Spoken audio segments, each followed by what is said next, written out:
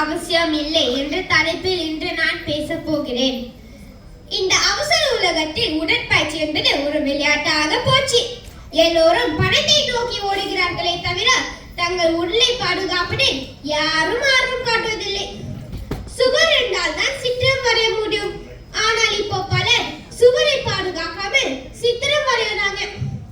ஒரு மனிதனுடைய வாழ்வானது சிறப்பாகவும் உற்சாகமாகவும் இருக்க உடற்பயிற்சி அவசியம்.